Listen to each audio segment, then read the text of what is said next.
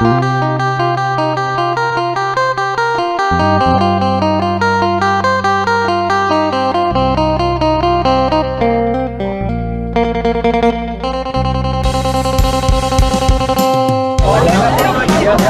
ไม่คนมาคนดีคนดี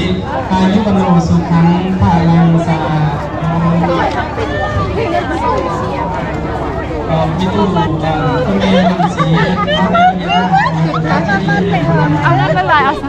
โอเคไปโอ้สุดท้ายละลายใช่ละลายกันดูถึงจบเอาใครตึงโอ้พอดีเบิร์ดเลยดูการดูดีเลยนะดูดีแห้งตึงเพราะว่าญาติโยมยังบอลได้ใส่สุดกับมีกินข้าวกินน้ำก่อนจักหน่อยเอาจักนาทีพระอาจารย์มากันแก้วแล้วก็เริ่มบาทเดียวเลยตอนอ่านใบบักน้ำพร้อมกัน30 นาทีอาจารย์มากันแก้วคนบอกมาด้วยญาติโยมเด้อ30 นาทีกินข้าวกินน้ำใส่สุดขาวแล้วเข้ามาสู่ลานธรรมแห่งนี้หลวงปู่มหาโกกำลังยางเนาะสร้างสิ่งด้วยกันเนาะหลวงปู่มหาโกพอดีแล้วก็ทางไม่เอาลูกหลานของไม่ออกตัวไม่ขออนุโมทนาสาธุการและกับอาจารย์เดินทางมาจากบังคลาเทศมาจากแคนเบเรียมาจากไทย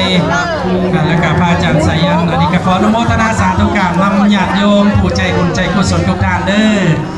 เอาตอนนี้ถือมาโฮสต์สงเป็นที่เรียบร้อยแล้ว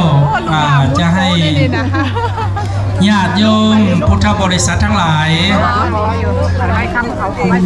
ได้เปลี่ยนสุดขาวเด้อแม่เด้อเปลี่ยนสุดขาวก่อนนั่งพระอาจารย์เกี่ยวว่าไม่ได้ใส่สุดขาวหลังจากนั้นพระประสิทธิ์ได้เข้าพิธีเอาบาตรเกี่ยวเลยไปปากน้ำสูตรสยามคุณคาถาให้พระแม่ดร.สังฆรัตนะมาจาก Kansas Meditation Center แล้วก็พระอาจารย์หิมารัตนะแล้วก็พระอาจารย์สันทปิยะมาจาก Kansas Meditation Center เป็นเพื่อนสาธารณิกของพระอาจารย์มหากันเกี่ยวกับพระอาจารย์ไพวันแล้วก็ต่อมาแม่นพระอาจารย์อีกองค์หนึ่งเนาะเพิ่นมาจากนำพระเดชพระคุณยาทานใหญ่จอยมานำกันด้วย5 องค์ด้วยกันแล้วก็